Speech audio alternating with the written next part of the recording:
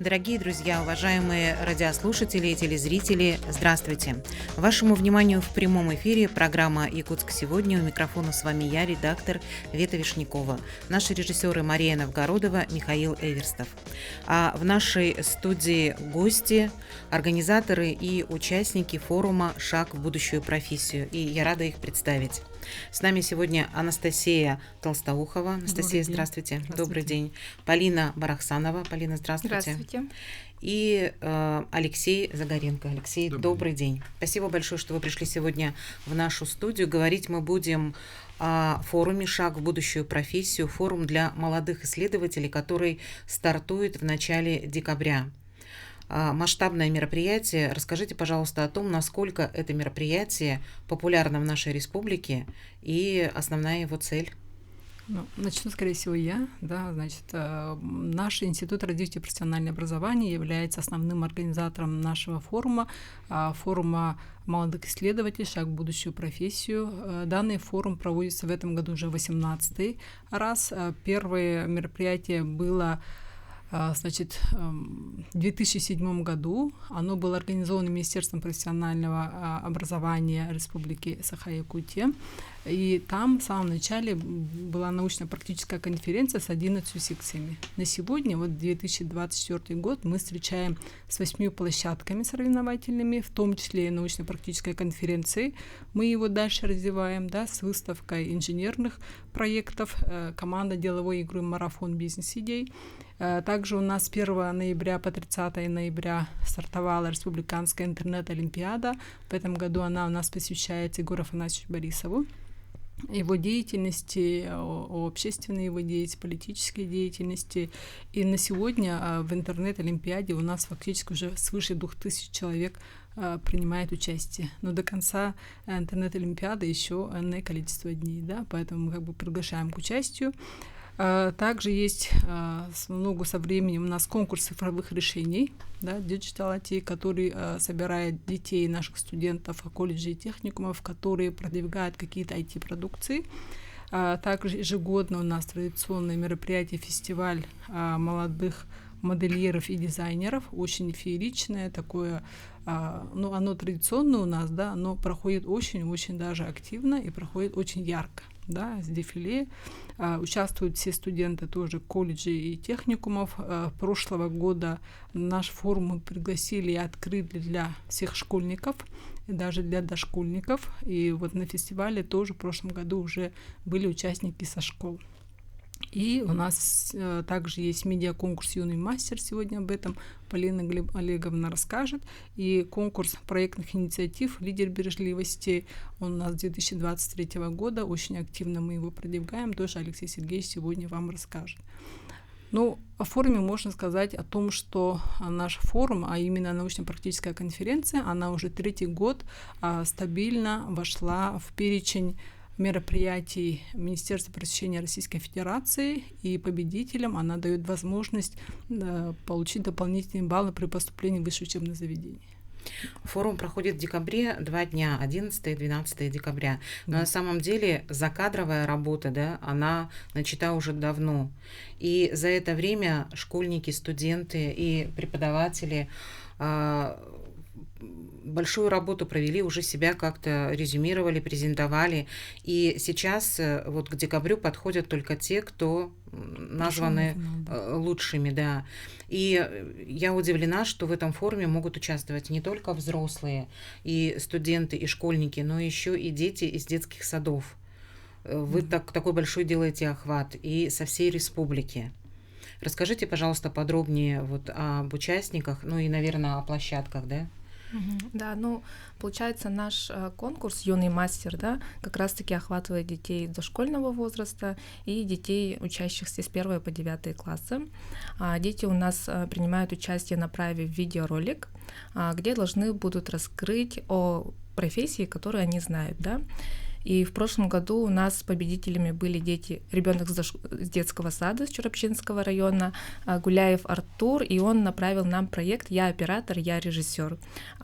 Участие в снятии этого видеоролика принимал весь детский сад, да, и руководителем выступила вот Савинова Мария, педагог дополнительного образования. Также у нас в категории школьников победила Федорова Светлана из Горного района, и она рассказала о профессии доярки. Вот. А в этом году учащиеся, которые принимают участие, они должны будут раскрыть профессию, направленную по сельскохозяйственной отрасли. Извините, перебью. Вот вы говорите, что ребенок из детского сада, да, ему помогал весь детский сад, профессия режиссер, и девочка школьница, профессия доярка. А откуда они про это знают, про эту профессию? Получается, в видеосюжете были как раз-таки сюжет о том, что кто их родители и как их профессию они осваивают, да, видят со стороны родителей и показывают на себе этот пример, вот, например, на ребенке, который из дошкольного возраста.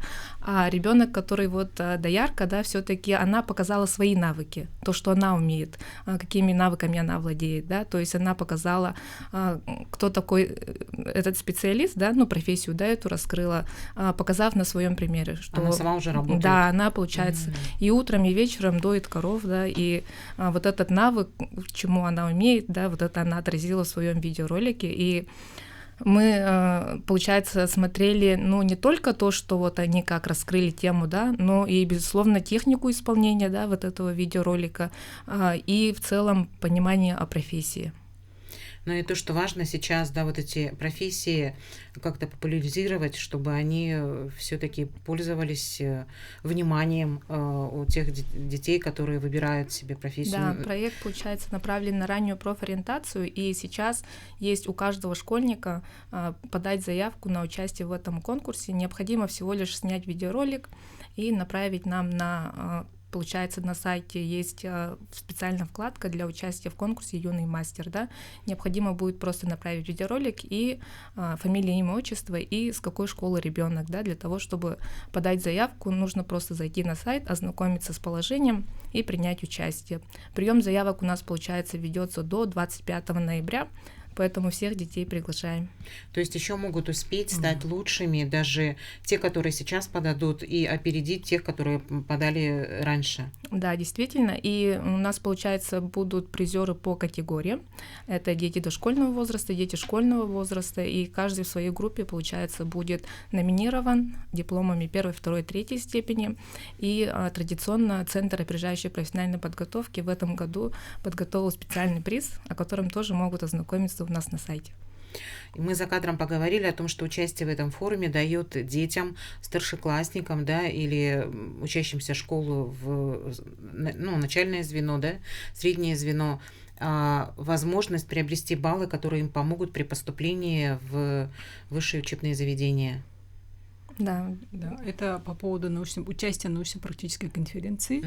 Значит, в этом году у нас 8 симпозиумов, будет по окончанию 20 секций, да, и примерно ежегодно количество участников около 300 человек, студентов, школьников. И победители, как по каждой секции определяются лауреаты первой степени, второй степени, третьей степени, дипломанты, да, и победителям даются рекомендации, и все победители включаются в государственный информационный ресурс по талантам, да, и они получают дополнительные баллы при поступлении. Это, наверное, очень затягивает, если ты в одном форуме поучаствовал, все-таки 18-й раз проходит форум, наверное, потом те же самые участники хотят идти дальше и участвовать дальше в форумах. Такое возможно, чтобы они набирали себе в копилку победы? Да, такое возможно. Наши эксперты, ежегодно у нас привлекается свыше 90 экспертов, да, значит, это ученое сообщество, научно-исследовательские институты, также представители Северо-Восточного федерального университета, есть аграрного государственного университета представители, и, соответственно, наши эксперты дают рекомендации по итогам выступлений, участия на секциях, да, именно участие в международном форуме «Шаг в будущее», это город Москва, и также «Открой себя ученого», это Санкт-Петербург. Наши выезжают, наши участвуют, наши побеждают. Поэтому у нас есть определенные свои лидеры, звездочки. И есть еще и площадки для взрослых. Алексей, пожалуйста, расскажите о том, какие направления, да, для преподавателей. Ну, наша площадка, конкурс проектных инициатив «Лидер бережливости-2024», он посвящен, безусловно, внедрению бережливого производства в социальной сфере. Да. Мы узнали широкие массы в этом году, когда Владимир Владимирович в своем послании для повышения производительности труда сказал, что будет внедряться в 40% предприятий несырьевой сферы и 100% в социальной сфере. Да. Что такое вообще бережливое производство, наверное? Это принцип организации, концепция организации работы организаций предприятий, да, которые направлены на совершенствование процессов и вовлечение всего коллектива в эти действия. Да. Это не новое направление, оно получило большое развитие в прошлом веке, да, и в Советском Союзе научная организация труда, и самый такой известный пример — это производственная система Toyota, да, оттуда в наш лексикон вошли такие слова, как кайдзен, изменяй к лучшему там, и так далее, да. И, соответственно, сейчас вот эта концепция, философия постоянных улучшений, она будет внедряться, соответственно, в нашу экономику, в социальную сферу, и даже на СВО эти технологии тоже внедряются, да. Такие принципы, как точно вовремя, то есть чтобы боеприпасы подвозили небольшими партиями, да, то есть это входит во все сферы нашей жизни. Тогда участники вашей площадки — это руководители, которые сумели как-то вот эту бережливость реализовать. В республике внедрение идет с 2019 года. У нас реализуется, как минимум, 2 технологии. Это производственная система Росатом, эффективный регион, да, которая получила широкое распространение в здравоохранении и в образовании, да, и проект «Комфортная школа», проект Государственного университета просвещения Российской Федерации. И, соответственно, на конкурсе те команды образовательных организаций всех уровней, да, тоже у нас и дошкольные образовательные учреждения, школы, колледжи, техникумы и вузы, они могут как раз продемонстрировать уже свои успехи, да, то есть реализованные проекты, и как раз замотивировать тех, кто еще об этом только первый раз услышал. И тоже к декабрю подходят те, кто уже в лидерах. Да, конкурс у нас с марта, с 15 марта по 14 октября шло сбор заявок и этап реализации мероприятий. Сейчас у нас началась предварительная защита на этой неделе. У нас 37 команд. Это 37 учреждений образовательных? Ну, учреждений меньше, есть некоторые учреждения, которые по несколько проектов презентовали, да, около 200 участников. Вот в прошлом году у нас были детские сады, школы, колледжи, техникумы и вуз. В этом году добавились еще институты развития, юные якутяне и Республиканский центр медико-психологического сопровождения. То есть идет расширение. А вы как видите дальнейшее развитие форума? Вы хотите, чтобы еще что-то добавлялось, может быть, какие-то другие площадки, вот на ваш взгляд? И сами вы на какую бы площадку хотели бы посетить? И будет ли у вас такая возможность? Ну, форум мы как по истории, да, смотрим по его развитию, он развивается, да, но ежегодно вводить что-то новое тоже немножко сложно, да, потому что это, во-первых, должен быть интерес со стороны участников, поэтому вот, например, в 2003 году мы ввели вот данный конкурс «Лидер бережливости», медиа-конкурс у нас был введен тоже 3-й год идет, да, то есть постепенно мы идем наращиваем те мероприятия, которые как бы будут привлекать определенную целевую аудиторию. А сами вы какие площадки хотите посетить, планируете посетить? Так можно же, да? Да, ну мы являемся основными организаторами, да, поэтому мы на всех площадках участвуем, мы его организуем. И есть площадка, например, называется он у нас конкурс «Марафон бизнес-идей», в котором участвуют студенты, команда от образовательных организаций, от колледжей, техникумов, да, и прямо приходят с болельщиками, выступает команда, и, соответственно, они представляют свои стартапы, свои бизнес-проекты. которые уже на сегодня действующие и которые только хотят реализовываться. Поэтому площадки разные, можно подходить, смотреть. В этом году у нас он будет проходить в Якутском сельскохозяйственном техникуме, да, и можно подходить. 11 декабря у нас будет открытие, 12 у нас будет торжественное закрытие мероприятия, то есть очень ярко, насыщенно. 2 дня у нас мы будем в Якутском сельскохозяйственном техникуме. А вы приглашаете туда абсолютно всех, туда вход свободный, любой человек может прийти, не обязательно тот, который как-то, не знаю, там, знакомый, родственник участника. Мы приглашаем всех, да, то есть посмотреть, поболеть за своих, да, тоже можем прийти, посмотреть на площадке по программе, какие мероприятия вас заинтересовали, можно подходить и смотреть. Даже можно приходить и болеть за своего участника? Да. А как это вообще проходит? Это собирается как зрительный зал там есть, да, и тот, кто участвует, он выходит и презентует свой доклад? Получается, научно-практическая конференция, она распределяется по секциям. Да, там обычно заходят только наши участники, да, даже мы выводим руководителей. Такие моменты тоже были. В остальных мероприятиях шага, да, доступ свободный. У нас остается не так много до конца нашего блока времени.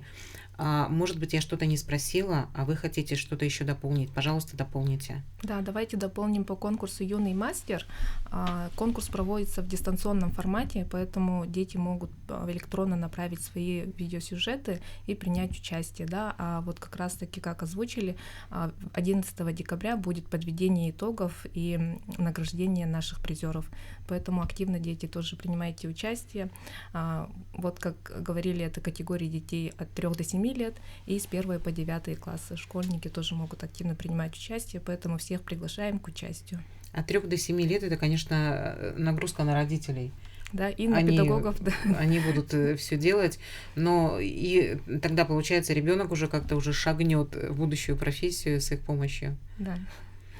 Может быть, у вас есть пожелания для тех, кто задумывается о том, участвовать или нет в таком форуме, когда это лучше начинать делать? Может быть, все-таки начинать с родителей и им какие-то советы дать, у которых еще маленькие дети, или, может быть, уже тем детям, которые уже сами взрослые, сами могут принять участие? Мероприятие у нас традиционно в декабре проходит. Мы высчитывали именно тот период, когда предновогодний. Предновогодний. Первую елочку мы ставим уже на данном форуме. Все дети видят, что у нас елочка стоит на сцене, предновогоднее настроение. И получается, что для того, чтобы принять участие, какая-то идея должна быть, да? Идея, которую вы хотите продвинуть. Пусть это будет бизнес, стартап, да, пусть это будет по безжливке какая-то идея, пусть это будут какие-то научные изыскания, любые таланты, любые начинания мы приветствуем. Поэтому принять участие в следующем году, увидев в этом году, какой у нас форум, как программа, познакомившись с программой форума, в следующем году тоже можно принять активное участие, тоже декабрь месяц. Такой простор для фантазии, да? Все, что тебе интересно, обо всем ты можешь заявить, сняв ролик, да? Допустим, да. Ваше пожелание, скажите, пожалуйста.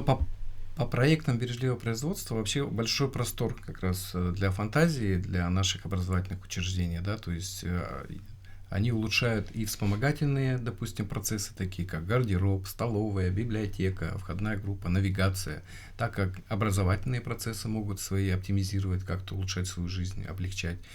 И поэтому мы очень надеемся, что вот школы и детсады активно тоже примут участие. У нас их очень много в республике, да, понятно, что не у всех хорошая связь, может быть, интернет, не все могут приехать, но тем не менее, вот нам все равно предстоит внедрять бережливое производство в наших образовательных учреждениях, и чем раньше мы этим займемся, тем больше шанс, что мы станем лидерами, профессионалами в этом деле и добьемся каких-то хороших успехов. Ну вот для детей, для школьников сказали, да, это какой бонус, это вот баллы, а для взрослых, которые вот лучшие в этом? Прежде всего, бережливое производство, оно направлено на облегчение твоих собственных процессов, твоей собственной деятельности, да, то есть Раньше, вот один из примеров в нашем институте, очень много вот таких крупных мероприятий, и раньше выдавали сертификаты вручную, да, то есть 800 участников, 1000, это то есть несколько студентов вручную несколько дней делали, подписывали, да. Став лучшим, ты себе облегчаешь работу. А автоматизировав этот процесс, сделав это в Яндекс.Форме, Перебиваю вас, извините, потому что мы заканчиваем. Дорогие друзья, через короткие 4 минуты мы вернемся в эту студию и продолжим шагать в будущую профессию. Оставайтесь.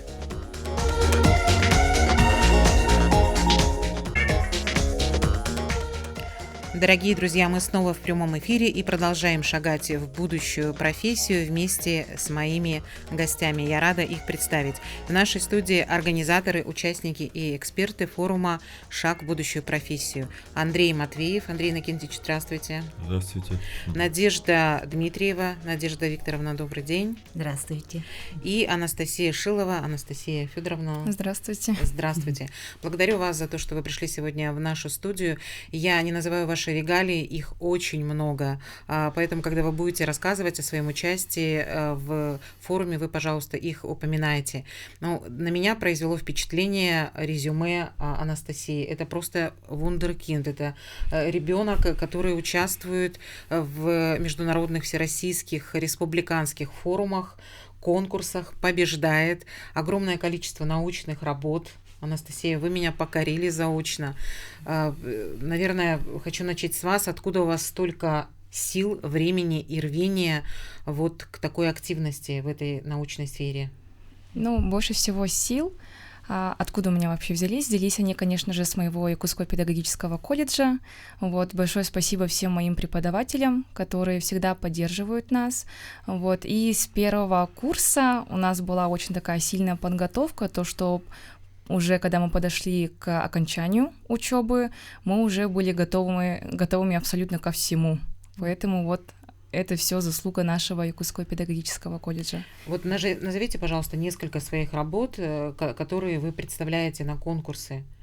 На конкурсах, вот, к примеру, на «Шаг в будущую профессию», который у нас проходил в Якутском колледже инновационных технологий, мы уже показывали нашу разработку совместную на тему формирования личностных универсальных учебных действий у младших школьников с помощью аудирования героического эпосо «Олонхо Ниргунботр стремительный», а потом уже мы стали разрабатывать фрагменты аудиокниги героического эпосо «Олонхо».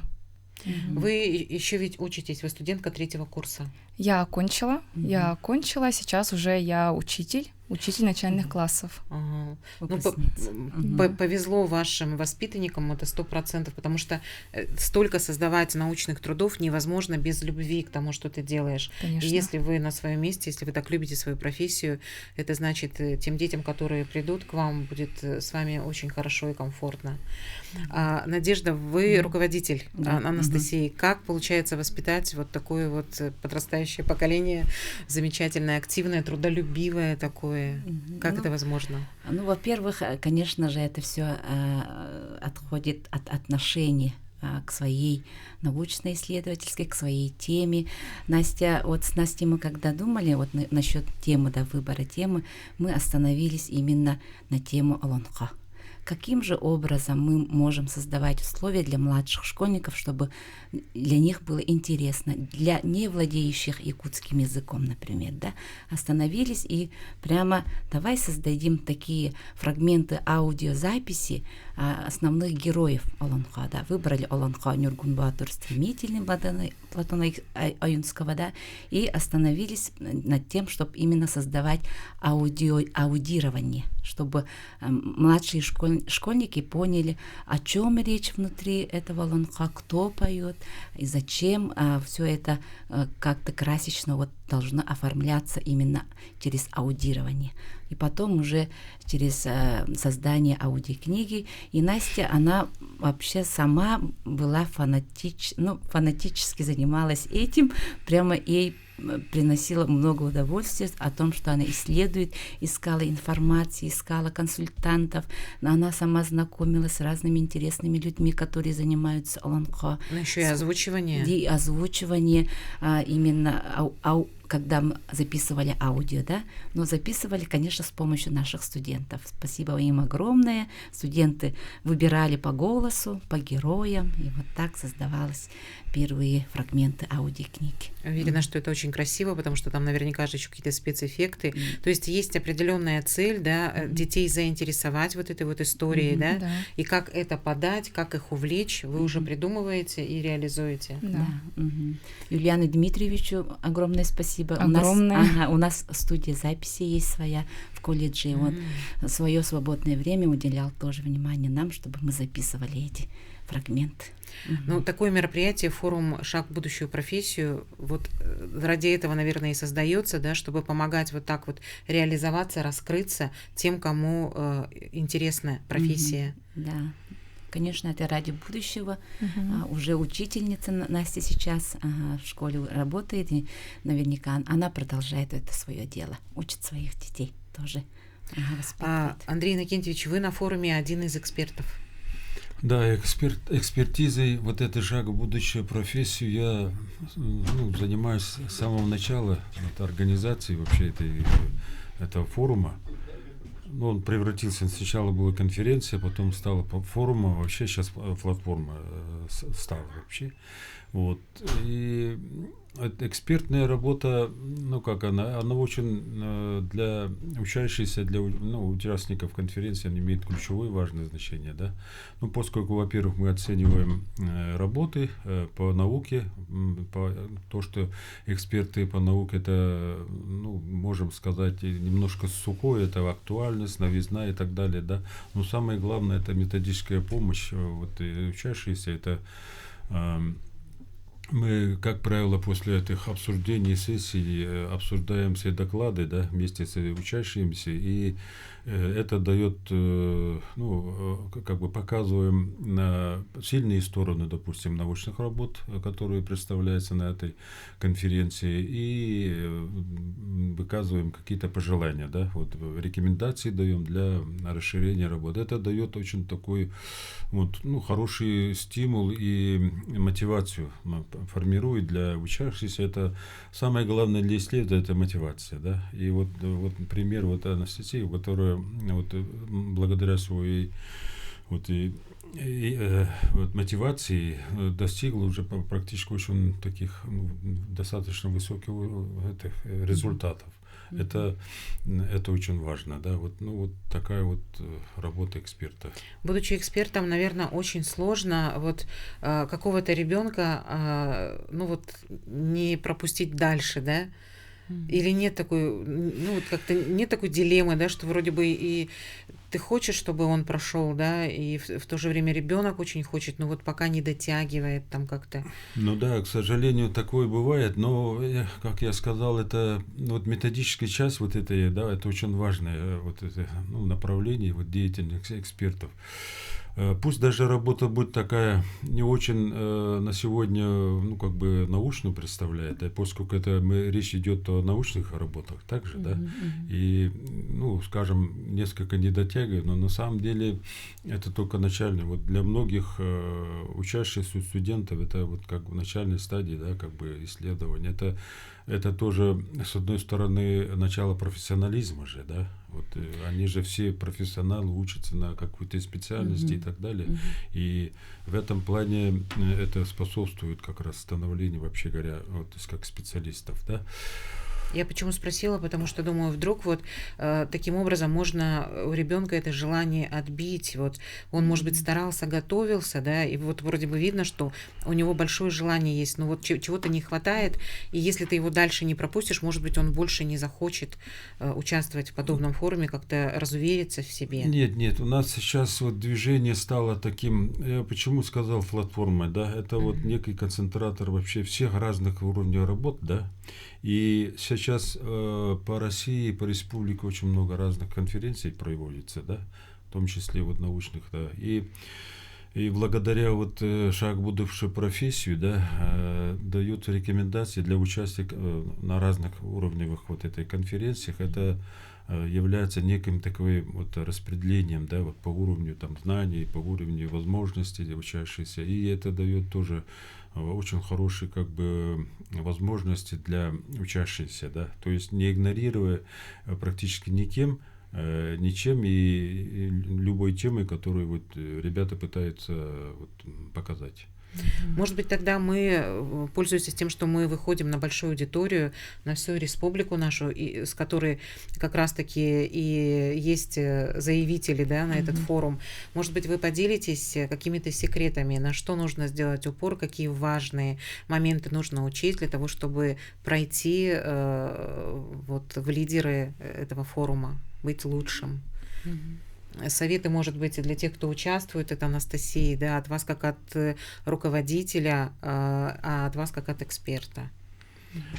Так, ну, что нужно сказать, да? Я бы хотел...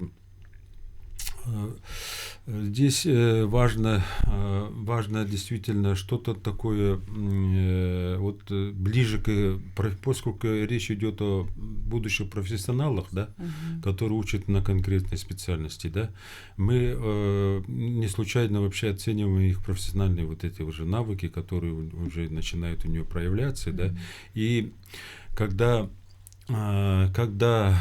вот учащиеся, да, студенты уже проявляют какие-то новые направления или новые исследования именно в развитии своей будущей специальности, это очень ценится, очень ценится. Очень ценится личный вклад учащихся, да, и в этом плане вот это вот как бы по желаниям, да, не надо искать какие-то темы, всегда найдется вот по своей профессиональной деятельности тематика, которую нужно доисследовать, познавать, узнавать, да, поэтому у меня, ну, пожелание как будущих профессионалов это интересоваться глубже своими знаниями по своей специальности и работать в этом направлении. Но это, если мы говорим о старшеклассниках, они уже где-то понимают, да, куда, в какую сферу они пойдут, просто вот то, что тебе близко. Это учащиеся средних специальных образований. Средних специальных образований.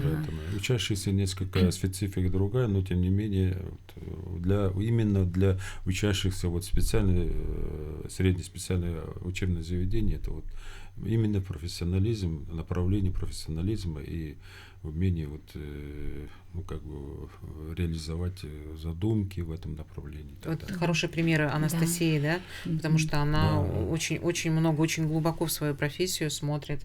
Я могу добавить, что вот сегодня ситуация, вот высшее учебное заведение, я по примеру вот Нирингринского, вот это, да, технического института, да, я технарь, поэтому вот по нему скажу. Вот сейчас 70% примерно поступающих в высшее учебное заведение со среды средних специальных вот этих учебных заведений. Не школьники, а вот наши. Это они, то есть продолжают. Ну, как правило, они продолжают по своей родственной вот специальности, да, и продолжают как бы набирать свои знания, умения, и вот доходят до уровня инженерных уровней. Да. Может быть, это даже хорошо вот начинать, да, например, там с техникума, с колледжа, да, с училища, уже как бы вот узнавать, что тебе туда и идти выше, потому что нередко же такие истории, когда мы знаем, что человек поступает выше, да, там курс отучился, понял, не мое, хотя прошел большой конкурс, да, и какие-то надежды были, и уходят. У Насти такой пример, что после конференции в городе Москва ее пригласили именно в университет, в культурологический факультет, получается, да, чтобы она продолжила вот как ученая, да, но она выпускница педагогического колледжа, она выбрала педагогическое образование и поступила заочно в педагогический институт. Тоже здесь дороги открывает наука все равно. Забрали бы у нас Анастасию. Такой бриллиант. Да. Ну, как руководитель я могу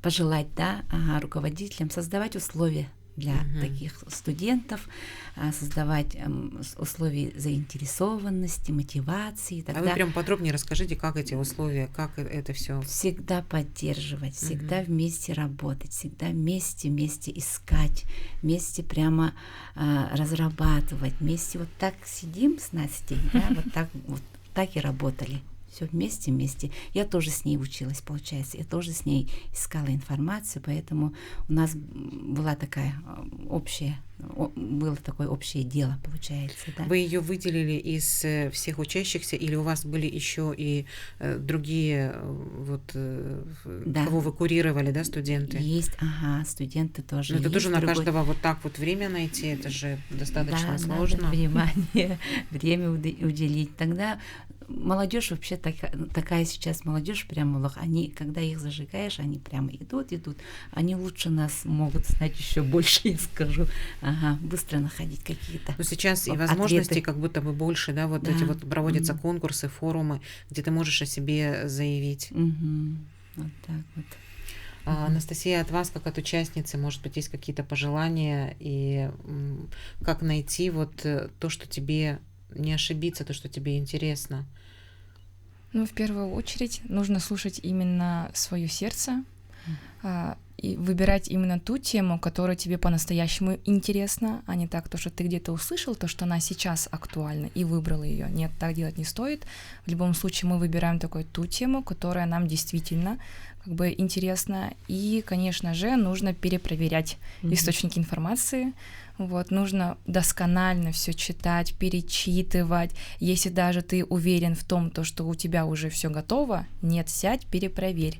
Это необходимо. В любом случае может быть такая ситуация, а ты здесь забыл запятую, ты тут не поставил точку, такое тоже может быть.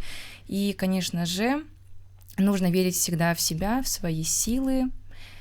И если будет вообще такая ситуация, что не прошел куда-то дальше, не нужно расстраиваться ни в коем случае, это еще не конец, это означает лишь то, что ты идешь именно в том направлении, которое должно быть. И сейчас не получилось, то значит ты поднимешься на еще 2 ступени выше, чем ты был до этого. Какой-то свой ритм, да, свою скорость уважать тоже, да? Конечно. Вы сказали выбирать темы интересные, которые тебе по-настоящему интересны. Сейчас по-настоящему интересна для вас какая тема? Для меня, конечно же, интересна именно сама наша культура. Для меня интересны все наши традиции, обычаи. Я хочу это популяризировать, выйти уже не только на российский уровень, да, то, что о нас узнала наша Россия, но и хочу, чтобы о нас узнали и за рубежом. Сейчас я уже могу с уверенностью сказать то, что я считаю, то, что моя задача является в том, чтобы популяризировать наш народ, нашу культуру и традиции. А как это будет выглядеть? Вы будете делать что-то совместное с детьми и показывать это, вывозить на международные конкурсы? Сейчас у нас, получается, есть разработка фрагмента аудиокниги. Конечно, мы на этом не остановимся, мы ее доделаем, но и ко всему этому я сейчас уже занимаюсь 2-м проектом. О нем пока говорить я не хочу, чтобы не сглазить, конечно. Пусть у вас обязательно все получится, и у вас точно получится, потому что у вас навык побеждать, убеждать и рассказывать настолько хорошо и интересно, что вы этим увлекаете. Иначе бы вы так не продвинулись. Благодарю вас за сегодняшний эфир. Всех слушателей и зрителей благодарю за внимание. Участвуйте в форуме «Шаг в будущую профессию». Узнавайте, познавайте себя. Всем хорошего вечера.